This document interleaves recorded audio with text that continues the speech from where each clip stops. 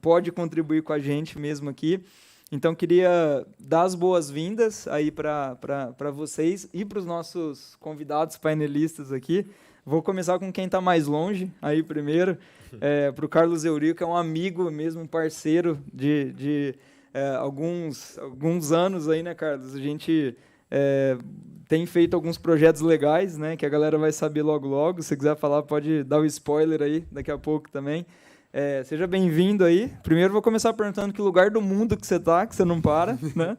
E bem-vindo aí, Carlos. Fica à vontade para se apresentar para a galera. Obrigado, Gui. Hoje eu estou em Santa Cruz do Sul, a cidade onde eu moro, onde eu vivo. Ano passado eu fiz alguma entrada, ou esse ano ainda, em alguns dos eventos aí do Arena. Eu estava lá no Vale do Silício, estive lá em maio, julho e voltei de lá ontem, né? E hoje eu estou em Santa Cruz do Sul. Bom, eu sou médico, sou pneumologista, sou apaixonado por inovação, tecnologia, gestão e saúde, e fazem alguns anos aí que eu venho trilhando uma carreira tentando desenvolver novas habilidades nessas áreas aí, afora a nossa carreira normal, dia a dia no consultório. Então, basicamente isso aí. E sou chefe de inovação da TUMI Global, né? Nossa startup com a qual a gente esteve participando aí nos últimos bootcamps aí também em Barretos. Temos um projeto rodando aí com o pessoal do câncer de mama aí em Barretos. Então, prazer poder participar.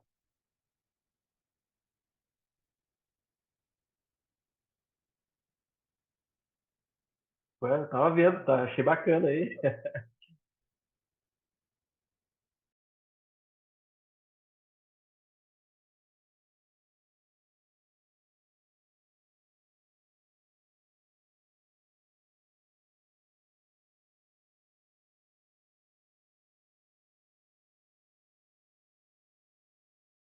Curso de inovação, que as pessoas estão saindo e inovando por aí, né? Acho que os profissionais que estão liderando essa temática, eles são totalmente multidisciplinares, né? E foi legal ver de manhã que a gente tinha engenheiros, né, dos estrangeiros, a gente também tinha profissionais da saúde, eu também sou engenheiro, eu fui mordido, acho, pelo bicho de inovação na própria faculdade, mas não foi no curso, não foi na graduação, foi em todas as atividades extracurriculares que eu fazia, empresa júnior, centro acadêmico. Quando eu comecei a ouvir falar sobre metodologia, design thinking, e aquilo começou a fazer muito sentido para mim, assim. Enquanto engenheiro, eu tenho essa gana, né, de buscar resolver problemas, e para mim essas metodologias super ajudavam a resolver todos os problemas que eu tinha, né, me deparado, e principalmente colocando as pessoas no centro. Eu acho que trabalhar com inovação é, sobretudo, trabalhar com relações e com pessoas. Então, é muito legal estar aqui passando um pouquinho dessa experiência. Hoje eu estou coordenando o time de inovação aberta dentro da Roche e junto com a Arena, aqui junto com o Gui, capitaneando projetos junto com vocês aí para que a gente possa cada vez mais trazer esses resultados para os pacientes. Show, obrigado, Bruno. Alessandro, bem-vindo aqui, primeira vez no Bootcamp, mas já parceiro de longa data, né? 2019 o Best, 2022 o Best de novo. Fala um pouquinho, bem-vindo também. Obrigado, Gui. Obrigado a todos do IRCAD, né, dessa oportunidade de estar aqui falando com vocês. Não falar nada ruim ainda não, né? Ainda não. Bom, eu sou físico de formação, né? E eu queria alguém que conhece bioengenharia, a carreira? Um só? Dois. Três ou quatro. Certo. E aí, bom,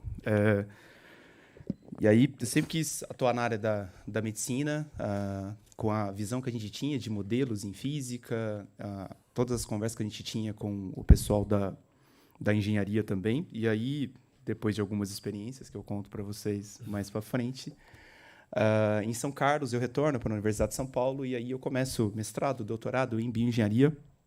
Depois, eu acho que essa é a minha posição aqui, falar um pouquinho mais dessa questão acadêmica, da pesquisa clínica e como a gente tenta inovar. E hoje, atualmente, sou professor titular do programa de pós-graduação em bioengenharia da Universidade do Brasil em São Paulo, onde a gente tem vários projetos, inclusive a gente está começando um aqui com o ERCAD, para tentar trazer um pouquinho dessa experiência que a gente tem, dessa transição da pesquisa, tanto pré-clínica quanto clínica e translacional, que a gente precisa para a área da saúde. Show de bola. Painel Só convidados fera aqui. Queria começar, Carlos, aí contigo. A gente tem um médico, 2 engenheiros e um físico que foi para bioengenharia. Cara, assim, acho que a inovação, né, carreira e inovação em saúde aí, a gente ainda tem, né, pontos críticos aí na jornada, né, de médicos, ou a carreira, né, a formação médica ela é muito densa, técnica como a nossa, né, Bruno? Engenharia também, o Alessandro nem se fala, então, físico, né? E pouco, talvez, pautado em metodologias de inovação, né, em ensinar comportamentos inovadores ou comportamentos empreendedores. Fala um pouquinho assim, do start, né? Eu sei a sua história, aí a gente compartilha bastante, mas fala sobre essa virada assim, de chave, né? E até na confusão, né? Ou talvez no espanto que muitas vezes tem com um colega seu, né? Imagina, poxa, médico, carreira, consultório, hospital, o que você vai fazer empreendendo negócios digitais em saúde, né? Talvez você escuta um pouco isso. Fala um pouquinho dessa virada de chave e que mudança de carreira, né?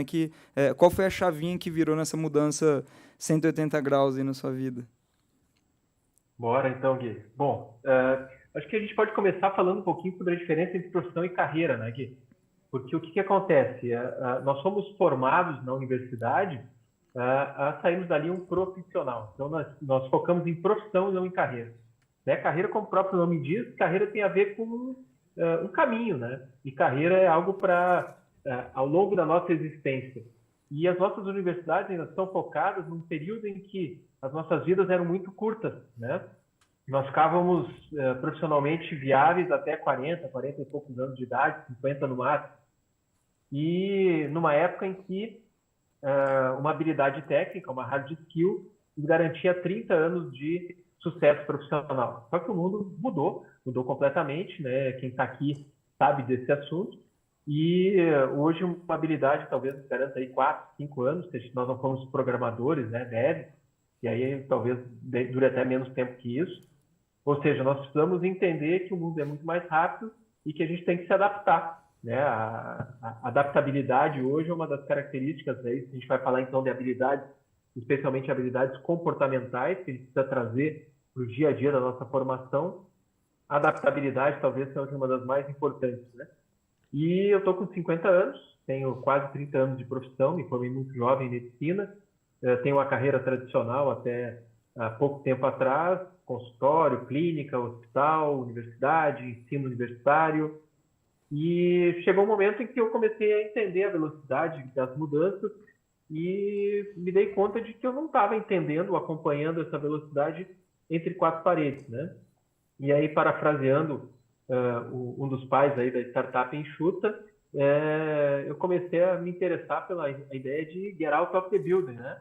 Sair fora da clínica, do consultório, entender o que estava acontecendo no mundo, entender essas mudanças e não ficar obsoleto antes de ficar velho. E aí eu comecei a entender que tinha um monte de coisa acontecendo e que eu não tinha aprendido nada disso dentro da universidade, nem dentro das pós-graduações que eu já havia feito.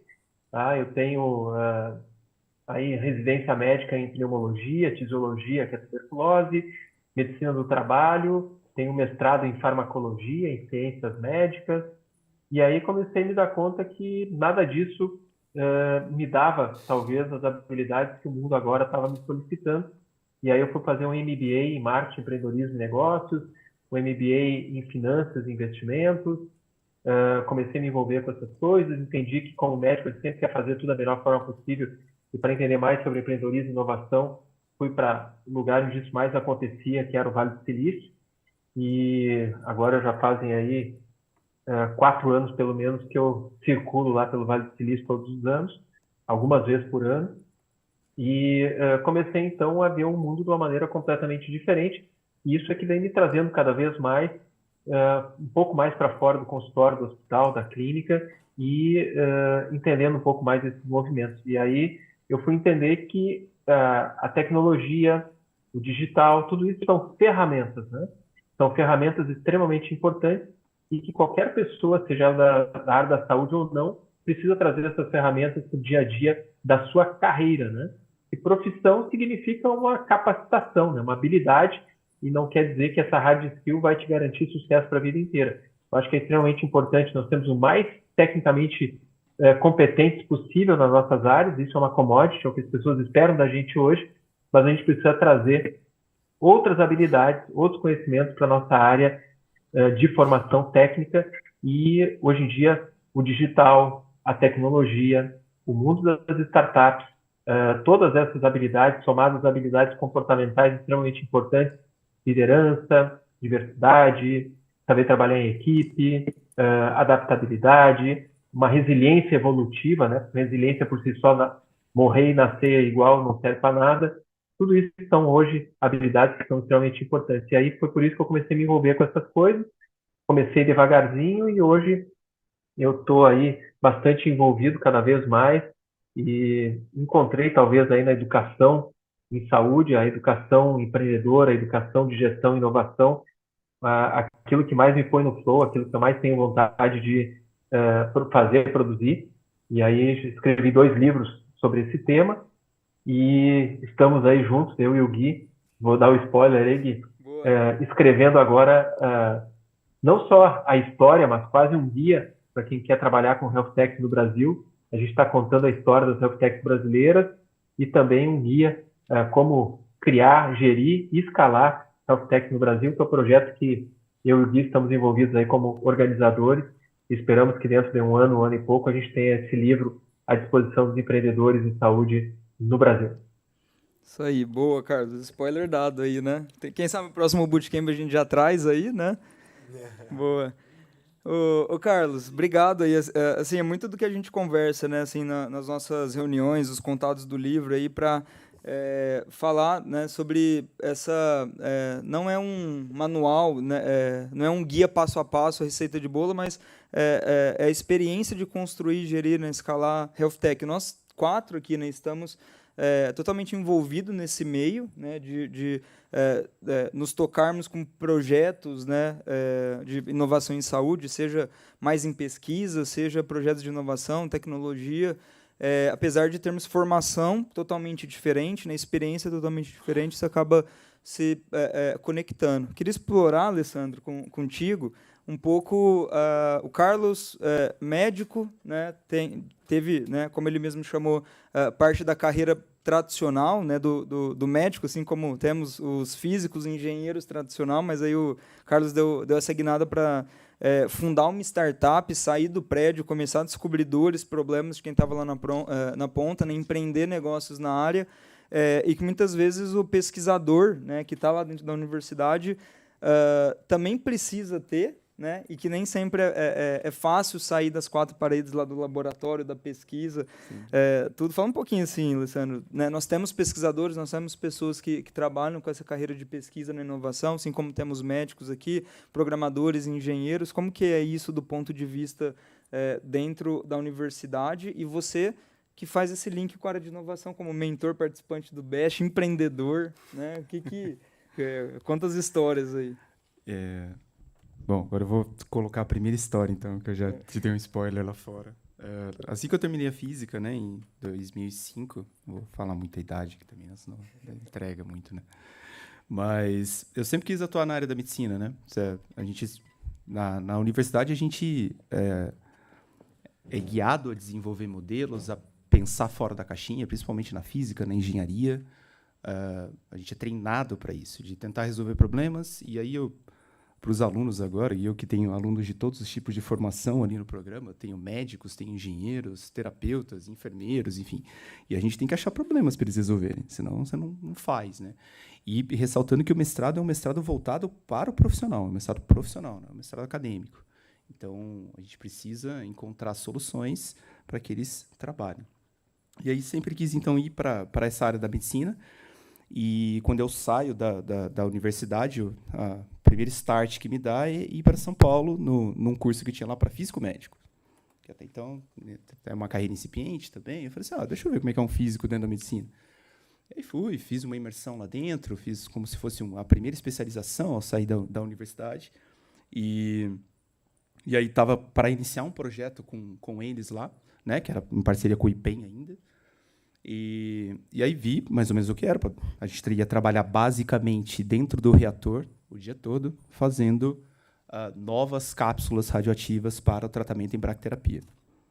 Alguém já ouviu falar aqui dessa técnica de tratamento? Maravilha. E aí, então, eu sento para conversar, né, com o chefe do departamento naquela época. Ele fala: ô, Alessandro, legal, então agora vamos seguir. Eu vou te passar aqui mais ou menos como é que vai ser esse seu plano, né, porque a gente precisa conversar sobre o seu... Aí sim, falando plano de carreira lá dentro, né. Ele falou: olha, então, basicamente, você vai ter que fazer a residência aqui dentro, né, médico, um novo curso de medicina, né, e assim por diante. Num prazo de 10 anos, você já vai estar inserido conosco aqui, inserido no mercado, e você tem mais 2 anos aí para ter sua prole, se você quiser. Senão você não precisa fazer mais nada. Aí você imagina, 21 anos, saindo da universidade, o cara já te fala assim, ó, e só não me falou quando é que ia morrer, né? Mas tudo bem. Então aí é o primeiro baque que você tem. Você é físico, você sabe fazer as contas, né? Boa. Então eu retorno, né, para lá, para São Carlos, e aí sim eu me deparo com a bioengenharia em si, e toda essa... Ali já existia essa sinergia muito grande entre médico, engenheiro e os profissionais das áreas básicas de matemática e física, e todos eles em prol de resolver um determinado problema. E o que ninguém te contava era que você poderia, com aquela brilhante ideia que você poderia resolver no seu mestrado, por exemplo, fundar uma startup, fazer uma patente, sair para o mercado, tentar atacar o mercado. Então aí a gente vai em segundos erros. Você desenvolve um monte de coisa que fica certamente com sua propriedade intelectual, mas não muito. E aí a gente vai aprendendo ao longo do tempo, né? Então, para contextualizar um pouquinho e falar sobre a sua pergunta, dentro da academia, hoje, nesses, vamos dizer assim, mestrados e doutorados profissionais, o que se procura muito é exatamente isso: encontrar as empresas que estão atacando diretamente problemas envolvendo a área de saúde, e outras parcerias, né, com universidades que também estejam desenvolvendo pesquisas desse tipo, trazer o problema para dentro do laboratório e fazer toda a rotina que a gente sabe muito bem fazer dentro da pesquisa pré-clínica, clínica e, às vezes, translacional. Então, é uma sinergia muito grande mesmo, como vocês viram aqui durante toda essa imersão no bootcamp, de tentar trabalhar em times e confiar no time, no trabalho, onde todo mundo está envolvido, né? Legal. E, Bruno, corporate, somos quase empreendedores dentro de empresas, né? Como que é, assim, e essa vivência que você teve em empresa júnior, eu tive também, né? Que eu acho que forma um pouco o nosso comportamento no empreendedor. Apesar de não ser de CNPJ, é um empreendedor de carreira, assim, né? Eu acho que no final das contas é o que a gente, né, acaba sendo, né? Apesar de você não estar diretamente envolvido, nós não estarmos diretamente envolvidos no CNPJ, empreender é o criar, né? O empreender de fazer. E quanto desafio tem dentro de grandes empresas para isso também, né? Sim, super. Eu acho que quando eu estou conhecendo alguém, né, aquele primeiro contato, e as pessoas perguntam: não, o que você faz, Bruno? O que você faz da vida? Eu falo: eu trabalho com inovação. Geralmente, a primeira reação das pessoas que me ouvem falando que eu trabalho com inovação é: quê? Tipo, o que você faz na prática, né? Então, é bem desafiador você tentar contextualizar como é o trabalho de inovação. Para os meus pais, para minha família, por exemplo, eu acho que eles me veem como um Shark Tank, o próximo Steve Jobs da área da saúde, né? Eles colocam essa leve expectativa para cima de mim, que eu vou conseguir ali lançar um produto pela Roche que vai faturar milhões, a gente vai virar milionário. Para os meus amigos, eu acho que eles sempre me veem em eventos como esse, me veem em happy hours. Então, para eles, eu acho que eu só estou fazendo festa. E para a própria empresa, né, eles me veem como colador de post-it, que é o cara que vai organizar as reuniões, que vai buscar fazer os workshops, né, que vai tentar ali achar as melhores ideias e implementar. Só que dentro dessa brincadeira, né, eu acho que todos estão certos de uma certa forma, né, todos estão certos realmente, porque primeiro de tudo, quando a gente está na corporate, né, e o Carsten falou um pouquinho mais cedo que a Roche tem 130 anos. Então, como que a gente pode inovar numa empresa que já está super bem consolidada, numa área da saúde que é extremamente regulada, que a gente sofre muita pressão de compliance jurídico, do que pode, o que não pode. Existe esse aspecto, de fato, da gente estar próximo dos empreendedores para entender quais são as melhores soluções que a gente quer investir, e não é um processo rápido, né? Eu estava falando com a Carol, com alguns colegas aqui também. Infelizmente, os timings não são os timings que a gente gosta, né, na área da saúde, mas isso tem toda uma razão, um embasamento por trás. E a gente usa muito das áreas viabilizadoras que a gente fala dentro da Roche, que são essas áreas de suporte que vão ajudar a gente a formar esse escopo de um projeto para fazer com que a gente possa convencer os sponsors internos a levar aquela ideia para frente.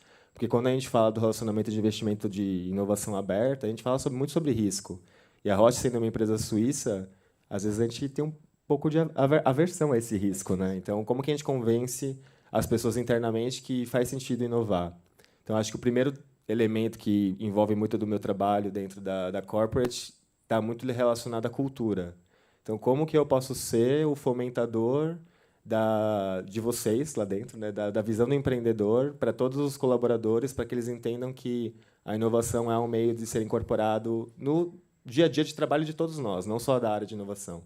Porque, às vezes, eles me veem muito como um champion que vai resolver todos os problemas, mas eu não vou fazer esse trabalho sozinho. Eu não consigo fazer esse trabalho sozinho. Eu preciso que todo mundo esteja na mesma página. Então, trabalhar cultura, seja investindo em eventos como esse, trazendo os empreendedores lá dentro da Roche para participar de sessões de pitch day, fazer treinamento, é muito do meu trabalho.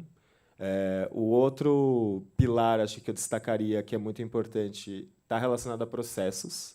Então, como que a gente pode, cada vez mais, implementar processos para vocês que sejam personalizados, diferentes de uma contratação normal, de um prestador de serviço, por exemplo, porque a gente entende que os times de pagamento são diferentes, a gente não consegue atender os mesmos timings que a gente normalmente tem dentro dos processos dentro de casa. Por exemplo, 90 dias a gente está pagando vocês a primeira parcela acordada do projeto. Não dá para ser assim. Como que a gente trabalha a personalização desses processos? De contratos jurídicos, de due diligence, que a gente tem junto com compliance, dado o background de vocês, a gente não tem, às vezes, os mesmos documentos necessários que os times pedem de nós. Então, a gente está sempre junto para adaptar esses processos e tentar agilizar o tempo que a gente consegue implementar uma prova de conceito, que leva ao terceiro pilar, que eu acho que é fundamental, que são projetos, gerar valor. Né? E ainda mais dentro da inovação, é muito desafiador tangibilizar o que é uma métrica de valor. Né? Eu não estou falando que eu estou tocando um projeto de inovação porque eu quero vender mais medicamento. Eu estou falando porque eu quero beneficiar o paciente, eu quero encurtar a distância de um diagnóstico para tratamento, eu estou falando porque eu quero trazer dados que possam ser compartilhados em todos os players, estou trazendo uma melhor satisfação no relacionamento que eu tenho com o cliente. E, às vezes, isso é muito difícil de mensurar nos projetos, né, esse valor. E a gente é muito questionado. Né? Às vezes, eu acho que o Carlos falou sobre resiliência. Para mim, resiliência é a palavra-chave, assim, porque toda hora a gente é colocado no holofote para entender e ser questionado desse valor, dos processos, da cultura que a gente está trazendo. E eu sou muito mais sobre um conector dessas oportunidades para que a gente possa, de fato, implementar projetos que vão beneficiar toda essa cadeia. Né? Então, é um trabalho super desafiador dentro de uma corporate que tem muitas pessoas. Então, eu acho que, se eu fosse resumir assim, como a minha vida de trabalho na corporate é uma gestão de CPF, gente. A gestão de CPF dentro do CNPJ, basicamente é isso. Assim, o quanto que eu dedico meu tempo em conversar com as pessoas, explicar o que a gente está fazendo, convencer as pessoas, ter aliados, né? Os brothers que a gente fala. Até ouvi recentemente um termo de... Quando a gente está trabalhando em inovação, geralmente tem aquelas pessoas que já são entusiastas naturais, né? E, às vezes, a gente começa o trabalho fazendo POC para brother. Então, como que a gente consegue implementar, usar desses entusiastas para estarem do nosso lado sendo multiplicadores do que a gente está querendo trazer para a companhia, né? Então, encontrar essas pessoas, esses multiplicadores também é fundamental. E essa gestão de CPF é um fato, assim. Claro. Vou fazer um comentáriozinho aqui. Eu achei ótimo o que você falou, porque quando todo mundo fala inovação, inovação, inovação, realmente parece a luzinha lá, que é o símbolo da inovação. Parece que vai sair uma luzinha do nada e pronto, você resolveu os seus problemas. E ninguém sabe o tipo de... a rotina que você tem que ter para se chegar lá, entender. Eu falo sempre que assim, uma boa tecnologia, uma nova tecnologia, ela tem que se propor a resolver o problema. Se ela não resolve o problema, ela não é uma nova tecnologia, ela não é acessível para estar num mercado tão competitivo como a gente já tem. Como é que você faz isso? Só tem algumas maneiras, como nós vimos durante a semana, né? Você tem que estruturar completamente todo o seu caminho, né? Fazer os brainstormings, entender realmente a necessidade, o problema, entender do mercado, entender business. Tem todo um processo de pesquisa por trás que demora muito, que vai passar por regulamentação, que tem toda uma transição para ser feita. Então, leva tempo. Mas a gente tem alguns caminhos para acelerar isso. E é por isso que o Arena está aqui, né? Boa. É muito legal essa visão da carreira fluida, assim, né? Que não é conhecida, né? A gente tem experiências, vivências totalmente diferentes aí, acaba se tocando, né? Tem dois dados, assim, né? Duas pesquisas. Uma, provavelmente, muitos de vocês devem ter visto, né? 65% das profissões dos próximos 30 anos não foram criadas, né? Só muda os números, mas tem várias pesquisas dessas, né, que mostram coisas como essa de que a carreira está mudando, a profissão está mudando e provavelmente a gente vai viver no mercado profissional, né, mais 15, 20, 30, 40 anos, alguns de nós aqui, e vamos trabalhar em profissões que talvez nem tenham sido criadas, né? E quantas profissões do dia a dia, né, que começam, que surgem aí, 10 anos atrás não tinha uma profissão, uma atividade econômica chamada motorista por aplicativo. Hoje você abre um CNPJ com atividade econômica chamada motorista por aplicativo. Da mais simples até, sei lá, profissões que trabalham com blockchain ou coisas super técnicas específicas em pesquisa que há 15, 20 anos não tinha, né? E nós vamos trabalhar em profissões que não foram criadas ainda. Então, eu falo que a primeira... a primeira coisa que a gente precisa criar na empreender é a própria carreira, né? Saber que nós somos empreendedores de carreira, por mais que estejamos ou não criando um negócio, a gente está empreendendo nossa própria carreira, que é criar e recriar condições o tempo todo, né? E a outra pesquisa que eu queria puxar para o Carlos aí, eu acho que quebra um pouco o paradigma, né, daquele mito do superempreendedor. Eu queria essa visão sua aí, Carlos, principalmente do Vale, do que você vê por aí, Vale do Silício, que a gente tem aquele estereótipo, né, do empreendedor, moleque, bermuda, né, tênis, boné para trás, escreve o código na parede e fica milionário em 3 meses, né? Eu sonho, né? O que o filme mostra, né? O que o filme mostra. Mas tem pesquisas aí que mostram que a idade média dos founders, né, que são as startups aí que conseguem captar ou valer pelo menos $1 milhão é 47 anos de idade, né? Então quebra totalmente o mito do moleque super aventureiro, começa um negócio e na verdade é uma construção de carreira que culmina nessa oportunidade de criação de negócios, né?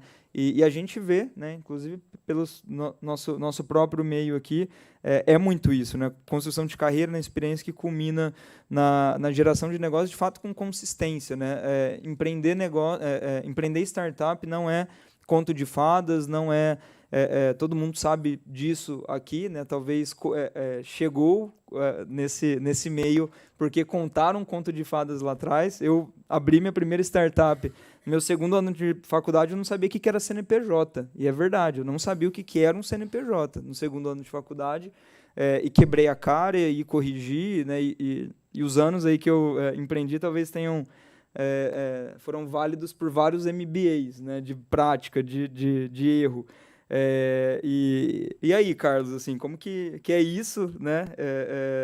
A jornada é longa e você vive, passou por vários momentos aí. Conta um pouquinho isso aí pra gente. Bom, vamos lá. Eu vou começar pegando um pouquinho da fala do Bruno aí. Cara, inovação, na verdade, é uma área complicada, né? Porque imagina na medicina, o pessoal acha que tu tá louco, né? Os primeiros colegas me disseram que tu tá maluco, tá abrindo mão da tua profissão, tu tá doido. Aí vem a pandemia, e aí o que acontece? Quem surfa a onda na pandemia é quem já tinha inovado, quem já conhecia, tinha ouvido falar sobre telemedicina, sobre inovação, sobre novas tecnologias, e eu pude surfar essa onda graças a já estar digitalmente preparado antes da pandemia chegar. Então, acho que isso fala muito que a inovação, na verdade, ele é um investimento a longo prazo. Seja numa grande empresa, seja numa pequena empresa, ou seja você profissionalmente, você precisa investir em estratégias de inovação, porque elas são a garantia, para mim, do futuro. É um investimento de longo prazo. Por isso que é tão difícil tangibilizar o resultado que a gente gera em inovação no curto prazo, porque, na verdade, uma inovação diferente de uma invenção, no próprio conceito, invenção é algo novo que a gente cria e inovação é algo novo que a gente cria e que gera valor, né? Então, precisa gerar valor realmente, tanto o Alessandro aí quanto o Bruno tocaram nesse assunto.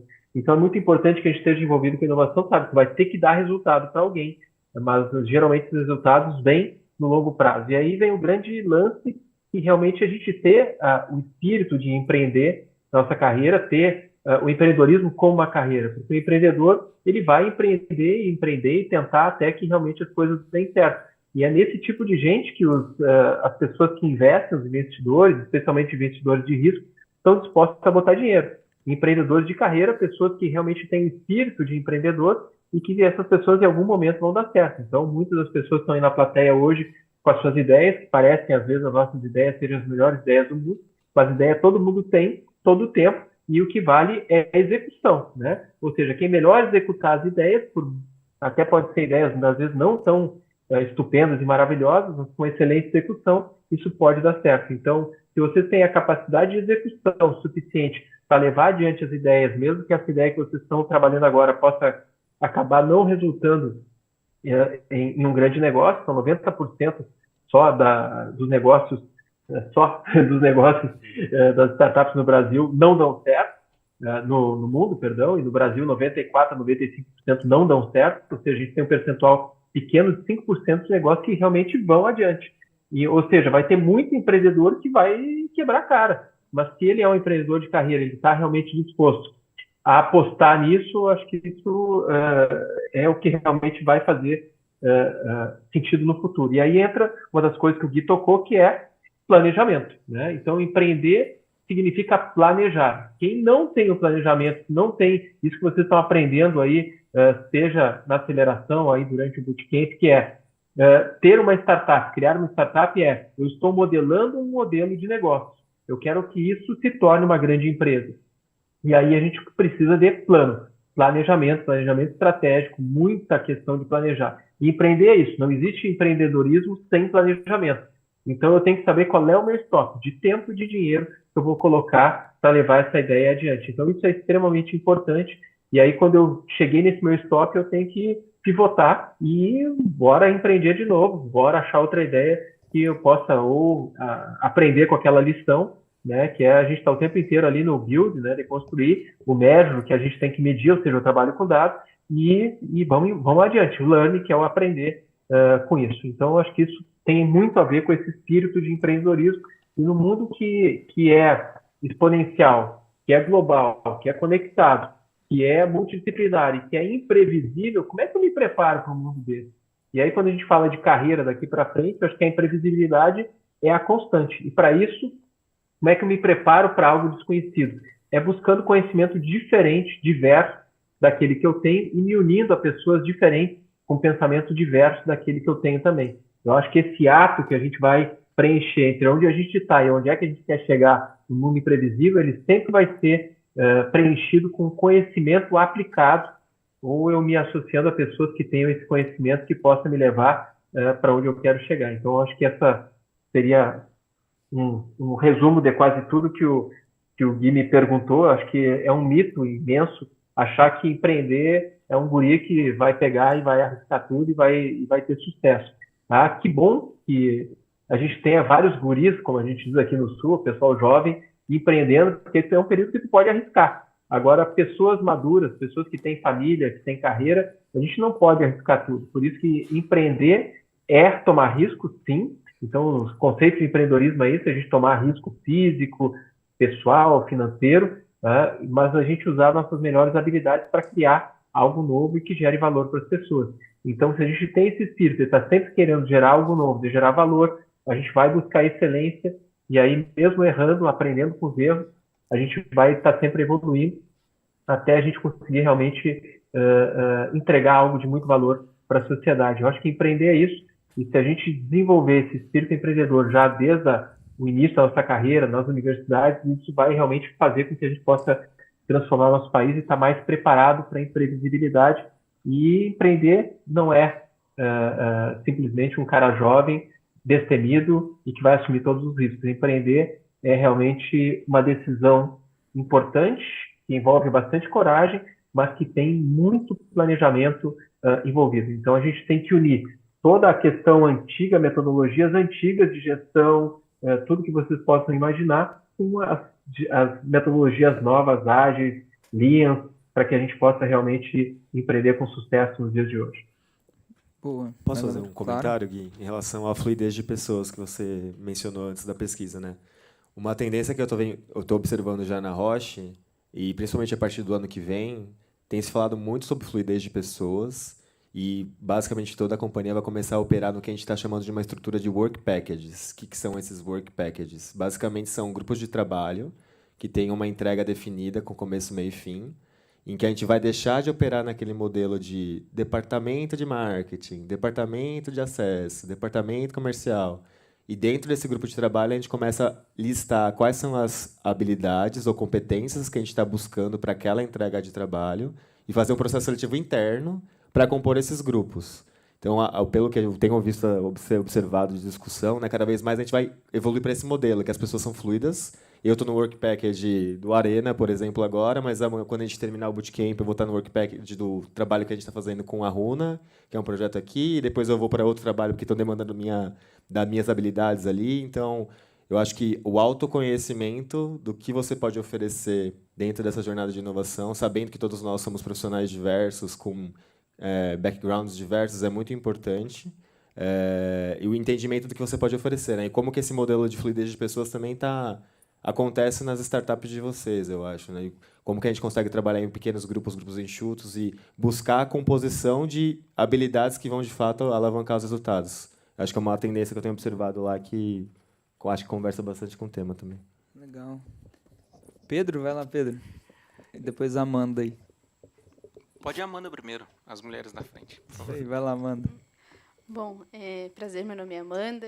Que interessante escutar isso nessa discussão. Eu sou médica, faço residência em saúde da família, e como isso, pelo menos dentro da faculdade de medicina, não é abordado, né? A gente tem toda uma formação tradicional, em que, nossa, você está se formando para ser médico, daqui você tem que fazer uma residência, que é o padrão ouro de formação, e aí, basicamente, a gente tem poucos caminhos aí, né? Ou você vai atender ambulatorial, no hospital, e, no máximo, assim, o mais diferente é você ir para pesquisa e universidade, e é isso, né? Ninguém te ensina a pensar realmente fora da caixa, né? Você vê vários problemas ali dentro do paciente, no consultório, no hospital, e a única coisa que te ensina, reclama, sempre foi assim, sempre vai ser, né?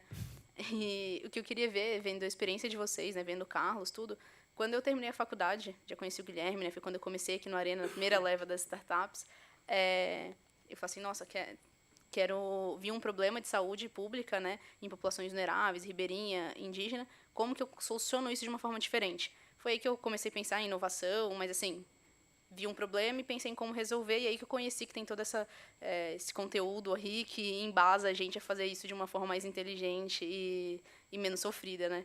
Só que quando eu penso outros colegas, né, dentro da faculdade, que às vezes querem sair desse caminho tradicional e pensam em tentar resolver, né, mas não tem essa ideia, essa parte do empreendedorismo em si, mas que pensa em sair dessa carreira tradicional para tentar ajudar nas propostas de soluções, né? Eu vejo que não tem um caminho hoje para isso, né? Assim, ou você tem uma ideia e tenta empreender, e aí, como vocês já falaram, a possibilidade de dar certo no Brasil não é das grandes. Como que eu faço esse outro caminho? Não sei até se na Roche tem, tipo assim, um caminho para a pessoa que se formou, médico, né? Tá no profissional da saúde, não só o médico, né? Mas outros. Por exemplo, ir para o Vale do Silício, né? Eu vi que você tem imersões aí.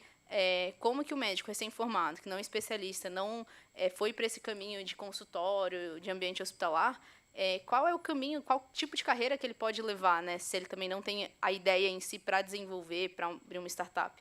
Mas, assim, por exemplo, se é um desenvolvedor, você oferece seu serviço de desenvolver, né, aquela proposta em uma empresa, enfim, uma startup. Agora, como um profissional de saúde se envolve nesses projetos, assim, não sei se também tem uma resposta, né? Mas opinião de vocês, da experiência de vocês, do meio que vocês estão. Obrigada. Começa, por favor. Bom, vou falar um pouquinho dos casos que a gente tem, que é exatamente isso que a gente procura lá dentro da universidade. E quando chegam, né, é muito legal quando a pessoa já chega assim, olha, quero resolver esse problema. Porque aí, obviamente, vai procurar o docente que está mais perto daquilo que ela quer resolver, ou muitas das vezes nós chamamos alguns outros docentes para colaborar e falar assim, olha, temos esse problema que a gente quer resolver, ou que esse aluno quer resolver, e a gente precisa tentar encontrar um caminho. Então, primeiro se estabelece exatamente essa questão do plano do projeto, e a gente procura as empresas, claro, para estar trabalhando junto, para facilitar isso também, porque, como eu falei, o foco é um profissional, né? Tem que sair dali, não é simplesmente desenvolver um projeto, uma teoria e ficar ali no papel. Ele tem que servir para alguma coisa, tem que estar lá fora. Então, vem todo esse background de como fazer essa translação, né, para o mercado, enfim. Mas aí, dentro da universidade, vai até ali, né? Depois, claro, nesse contato com a empresa e tudo mais, os laços se estreitam e aí tudo pode acontecer. Ou você pode ir para uma vertente sua mesmo, ou você pode, inclusive, ser contratado por aquela própria empresa que você negociou. Acontece muito isso também. O que acontece bastante também é pessoas que têm empresa, né, e chegam com um problema que ele está enfrentando lá dentro e querem ir para uma formação acadêmica um pouco mais acima e investigar aquele problema que ele tem de uma certa forma, só que aí precisa se tomar um certo cuidado, porque a partir do momento que você publicar algo, alguma coisa, você perde o poder da propriedade intelectual lá na frente, se isso for gerar um produto. Então, certas estratégias precisam ser muito bem definidas em torno daquilo que você vai pesquisar, tá? Mas esse é o caminho, dali dentro. Chegar, desenvolver o projeto e criar as estratégias para estar em contato com as empresas. Uma outra dica que eu dou também é quando você não encontra isso no ambiente acadêmico, na universidade, é o quanto você pode mapear eventos de inovação, que tem diversos agora na área da saúde, cada vez mais tem surgido conteúdo bastante legal, porque sozinhos a gente não inova, gente. A gente precisa estar dentro desse ecossistema, estar inserido nesse networking, porque é aí que a gente consegue encontrar as pessoas que estão na mesma página que a gente, que podem ajudar a levar nossa ideia para fora do papel. Então, acho que a minha dica é... As corporates mesmo organizam diversos eventos, seja um hackathon, seja um programa de aceleração. Ficar atenta, né, da onde você pode se conectar e também, dentro do que você pode oferecer, aonde que tem esse melhor fit para estar participando, como você está participando hoje aqui, fazendo essas relações. Eu acho que é uma dica simples, mas é super valiosa para você conseguir, né, alcançar esse sonho de trazer o benefício para as populações ribeirinhas e indígenas também. Pedro, vai lá, Pedro. Eu queria... Eu posso só fazer uma parte aqui com a resposta da Amanda antes do Pedro? Manda bala aí, cara. Pode ser, Pedro? Tá. Bora. Não, eu estava com a pergunta da Amanda, né? Bem interessante, porque onde é que eu vou aprender inovação, né? Então, acho que é importante a gente entender, especialmente o pessoal da área da saúde, que a gente tem uma formação bastante cartesiana, que uma das maiores habilidades que a gente precisa nos dias de hoje é o autoaprendizado. Então, a gente não precisa esperar encontrar um MBA, uma pós-graduação, que essa nossa cabeça é assim, né? Eu vou buscar uma residência, uma graduação naquilo. Mas no mundo hoje, uma das habilidades mais importantes é o autoaprendizado. Ou seja, se você tem um interesse numa área que é nova e que às vezes não tem muita coisa estruturada, principalmente dentro da própria universidade, é você ser o protagonista. Você tem que, se a galera que está na universidade, é criar a liga de inovação, a liga de gestão, a liga de empreendedorismo. Então, eu vejo muito movimento de alunos nesse sentido. E o autoaprendizado. Eu não aprendi a inovação no MBA, eu aprendi inovação estudando, lendo e me interessando no assunto nos últimos anos. Então, eu venho cursando a minha universidade na vida sobre inovação e empreendedorismo nos últimos 7, 8 anos aí. E é o tempo suficiente para a gente ter já um background bem legal. Então, também quero deixar aqui como sugestão, fazendo o meu merchan aqui dos livros aqui, vamos ver se ele vai aparecer aqui. Ele borra a minha tela aqui, mas eu sei. Muito além dos plantões e convênios, que é o meu primeiro livro, Amanda, eu falo bastante sobre Hungria, sobre empreender e inovar. E tenho recém também lançado aqui o novo Mindset Médico, Empreendedorismo e Transformação Digital na Saúde, em que eu falo bastante sobre esses temas, empreendedorismo, inovação na saúde. Então, são aí algumas dicas de leitura aí para a Amanda.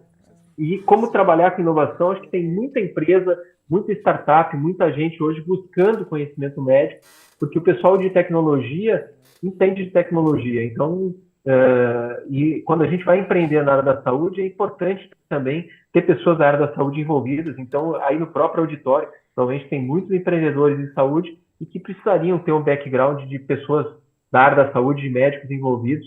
Então, você sempre vai encontrar muita gente buscando o pessoal da área da saúde para se envolver nas suas startups, nas suas empresas voltadas para a saúde. Então, eu vejo isso como um mar de oportunidades. Show. Agora sim, Pedro. Legal. Já que vocês estão falando em inovação e o table de vocês, o round table, que é sobre profissional, o papel desse profissional, onde é que vocês erraram e onde vocês acertaram? 3 exemplos cada um, por favor. 3? Valendo nota. Um exemplo cada um. Valendo nota, vai. Valendo nota. Quem começa? Não, eu só tô mediando. Quem gente. pergunta?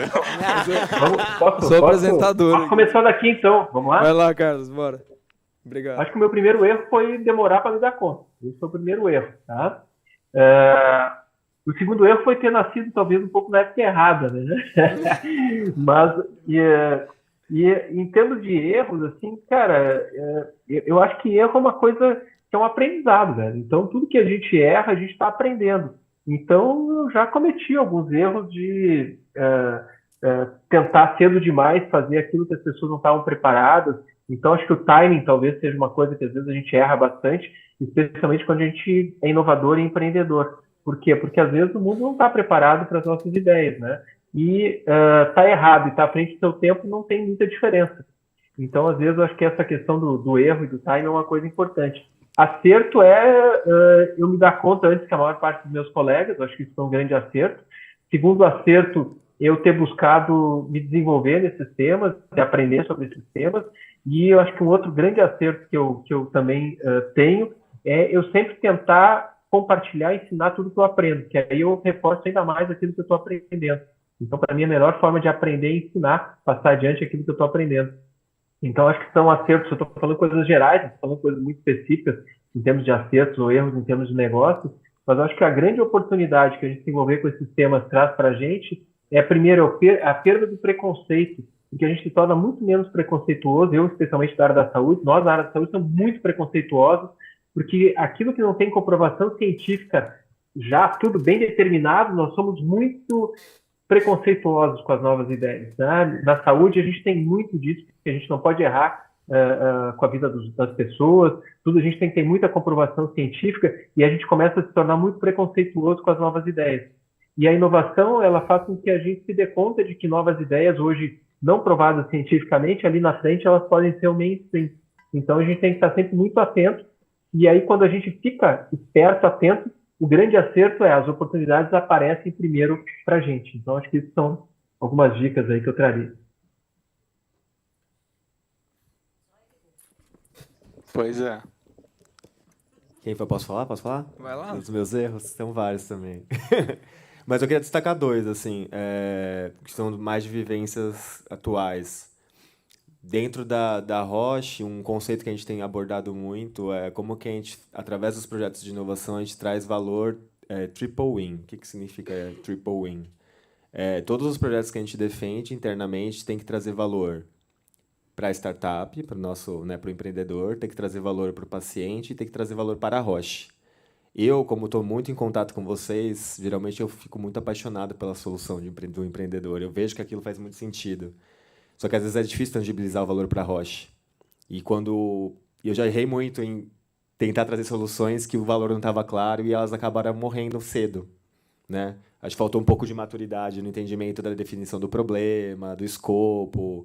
Então, acho que essa é uma lição que eu tenho carregado de como que eu posso ativar mais do meu networking para ter um escopo mais robusto, um problem statement bem definido e fazer com que a solução avance dentro das nossas, né, dos nossos portais, os gates aí do nosso funil de inovação.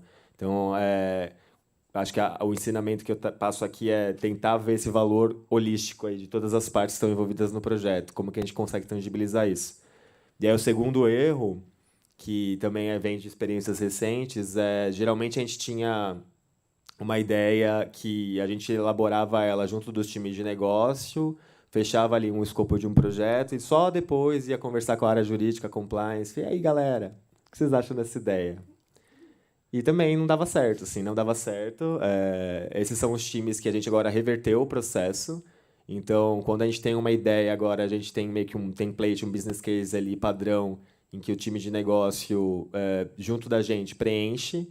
E a gente tem um comitê, que a gente chama que é um comitê acelerador de soluções estratégicas, que a gente chama compliance, jurídico, TI, e as pessoas são sabatinadas ali naquela hora com todos os pontos de atenção que a gente precisa ter cuidado com a evolução dessa solução, e isso tem ajudado muito, porque ganha celeridade no processo, porque no processo anterior a gente ficava entre idas e vindas com compliance jurídico, e parecia uma conversa de louco sem fim, assim, parecia que nunca tinha fim.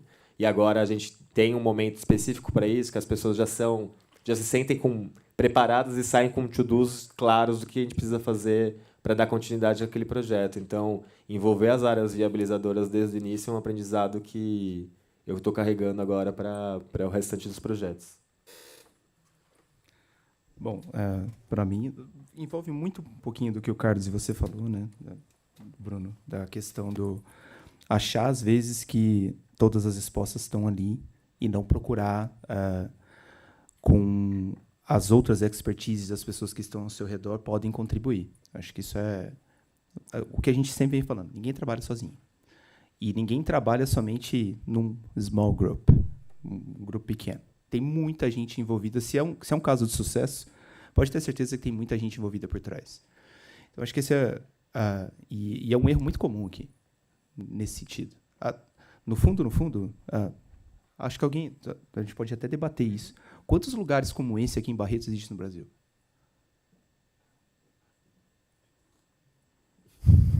Poucos. Então, poucos. Como é que a gente quer começar a acertar dentro do país que a gente tem, termos territoriais enormes, se a gente não começar a implementar um foco local desse tipo em cada um desses lugares? Não faz sentido, né?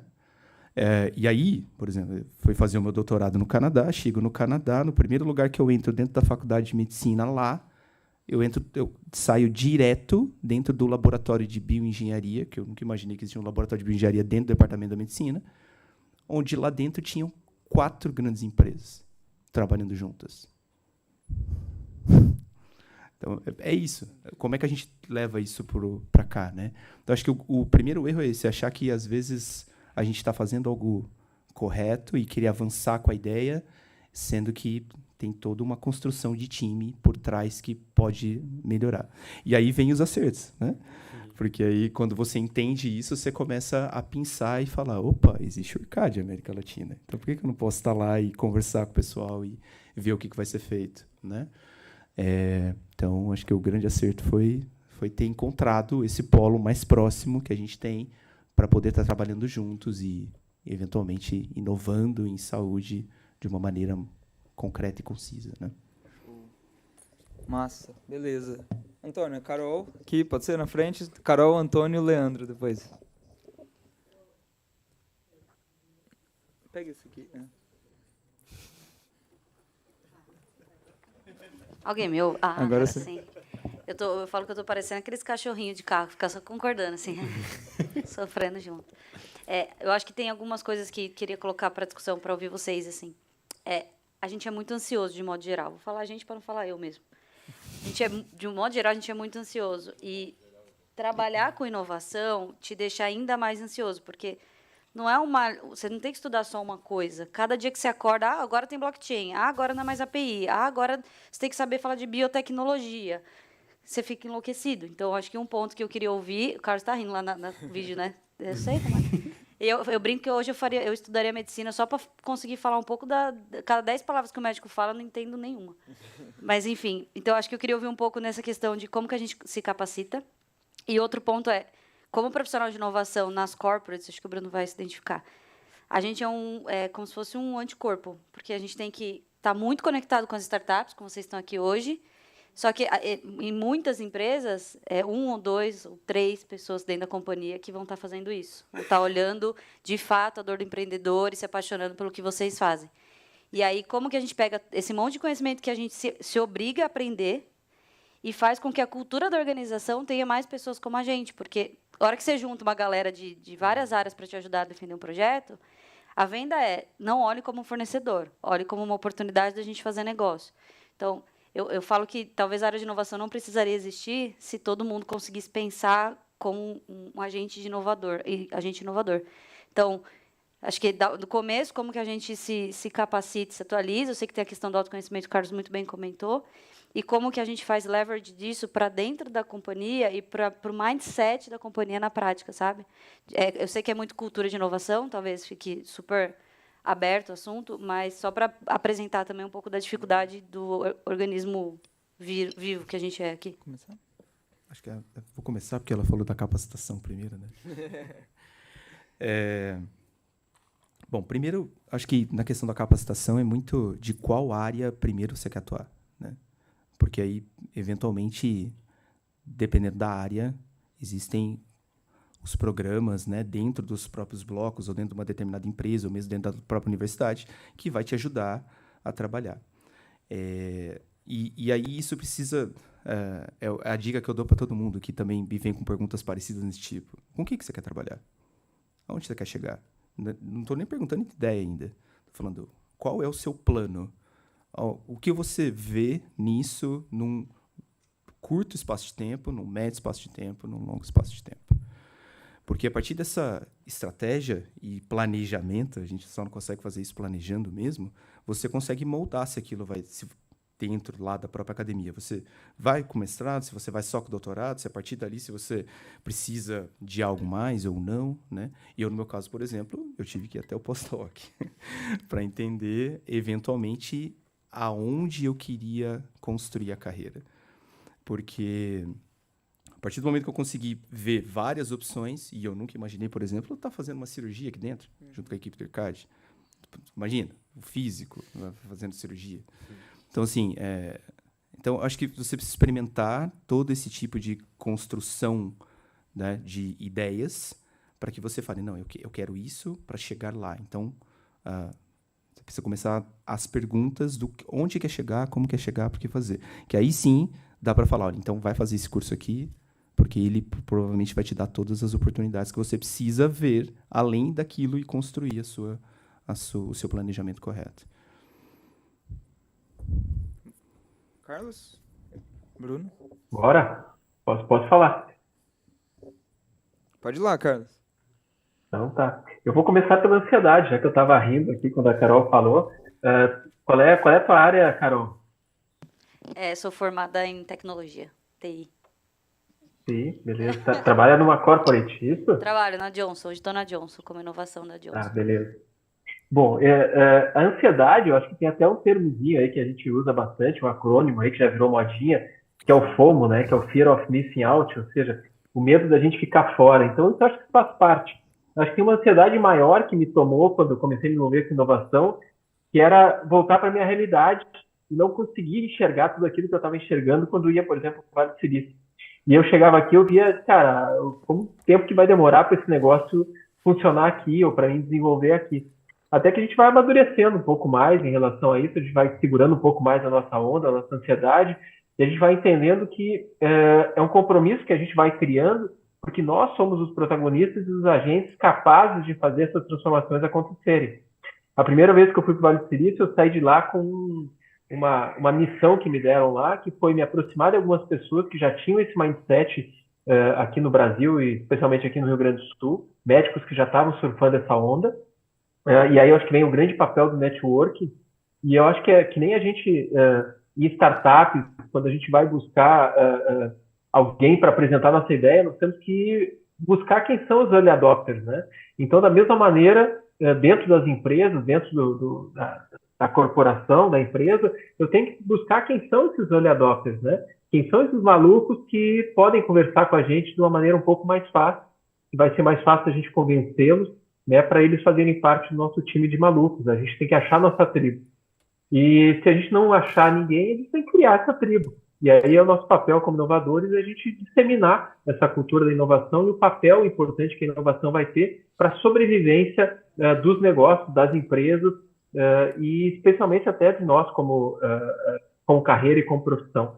Então, acho que a ansiedade a gente vai combater no momento que a gente começar a encontrar esses caminhos e encontrar essas tribos. Então, montei minha tribo aqui em Santa Cruz, na minha cidade, uma cidade do interior, pequena, no Rio Grande do Sul, e a gente vai aumentando cada vez mais o tamanho dessa tribo. Hoje a minha tribo tem aí gente, tem índio aqui, tem índio em Porto Alegre, tem índio em um monte de lugar aí do Brasil. Eu tenho uns papéis meus hoje é ser um agente de compartilhamento. É meu propósito de vida ser um agente de compartilhamento, compartilhar conhecimento, compartilhar a paixão pela inovação com o pessoal da área da saúde. E acho que eu tenho conseguido trazer bastante gente para compartilhar dessa nossa maneira de pensar. Então, acho que isso nos ajuda a combater um pouco mais a nossa ansiedade, da gente não se sentir um lobo solitário, né? Então, acho que mais ou menos nesse sentido das suas perguntas, a capacitação o pessoal já tocou aí. Eu acho que o network é uma grande forma da gente se capacitar. Eu usei muito isso, voltei de lá, me aproximei das pessoas e a gente ter um planejamento. Cara, o que eu vou fazer nos próximos, tanto 1 ano, 2 anos, 3 anos, para eu me manter dentro dessa trilha. E eu segui à risca tudo que eu planejei dessa trilha de inovação. Isso tem me ajudado muito até a eu me sentir menos ansioso e saber que eu estou cumprindo meu papel nesse sentido. Eu compartilho também dessa ansiedade. Tamo junto. Acho que o que eu tenho tentado fazer no dia a dia, na prática, né, quando alguém vira no corredor para mim, quando eu estou lá no escritório, e fala: Bruno, mas você tem ouvido falar de metaverso e blockchain? As pessoas me usam como essa fonte de informação. É começar a assumir que eu não sei de tudo, gente. Eu não sei tudo. Não consigo ter acesso a todas as tecnologias com a velocidade que a gente precisa, mas eu posso buscar, exatamente. Acho que a virada de chave que eu estou tentado fazer é: olha, agora não sei te dizer nesse momento, mas eu posso me conectar com o ecossistema para trazer as melhores respostas para você. E também tentar entender do ponto de perspectiva da pessoa que está querendo trabalhar essa tecnologia, mas por que você está querendo trabalhar na metaverso? Qual que é o problema ali que você está querendo resolver?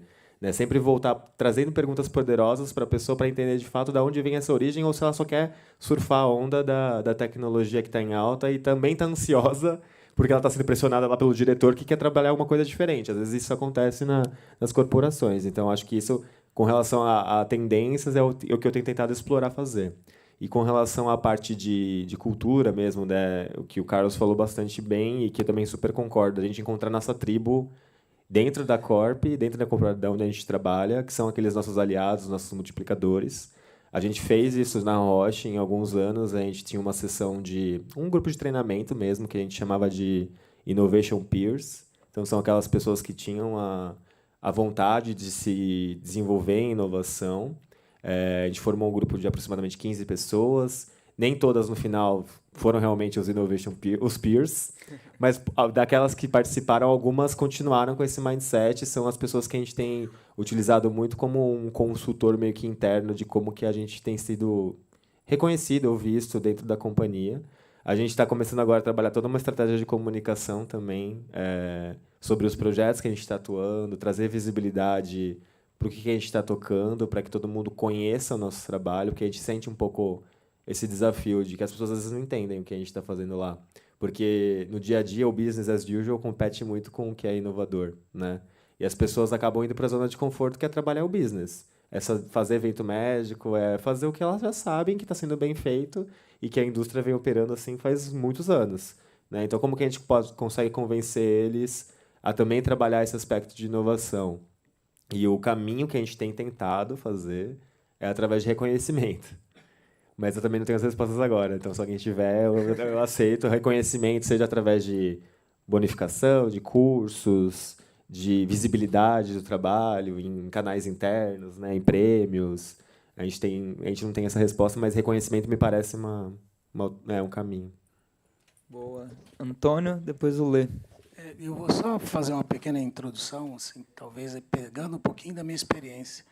Tomara eu, em 2002, quando eu comecei a empreender, eu tivesse essa oportunidade, né, que nós estamos tendo aqui agora.